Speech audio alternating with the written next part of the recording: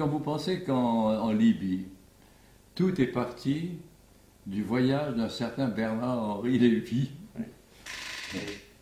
Oui. Monsieur, vous qui fûtes ministre des Affaires étrangères, Oui. que pensez-vous de votre successeur? Oui, écoutez, Monsieur Lévy, Vous êtes fier de de succéder à Vergène et à Talleyrand. Oui. Que pensez-vous de votre successeur, monsieur Lévy? Je n'ai pas le sentiment de voir un successeur, ou un héritier même, qui puisse être Monsieur Lévy. Écoutez, une Américaine me téléphonait ces jours-ci, me disant, je n'arrive pas à comprendre ce qui se passe, Jacques, expliquez-moi.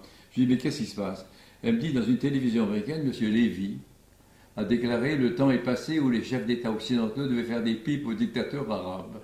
Elle m'a dit, comment peut-on s'exprimer ainsi? Je lui dis, mais il faut te dire compte que c'est une bande de voyous.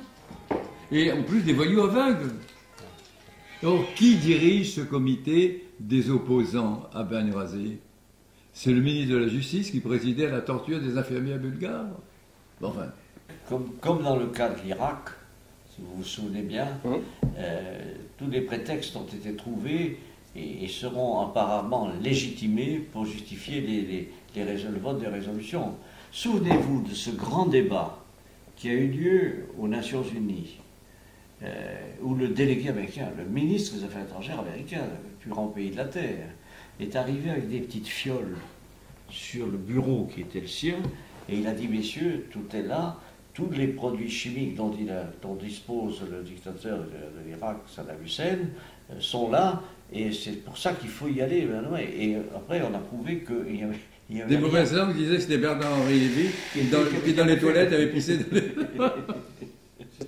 Toujours lui. C'est vrai qu'il est partout, lui. Il est partout. Mais c'est terrifiant. C'est un penseur. Non mais écoutez, c'est terrifiant. Moi, en tant que Français, encore une fois, de voir que c'est ce monsieur qui devient le porte-parole de l'engagement des troupes françaises en Libye. Qui entre à l'Élysée sans passer par les contrôles habituels, qui parle depuis le perron, qui appelle de là-bas le président de la République pour lui dire voilà ce qu'il faut faire, etc.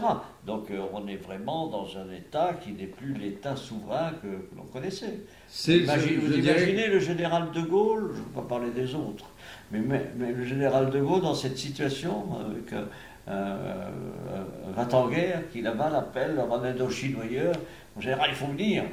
C'est un côté stupide. Stupide.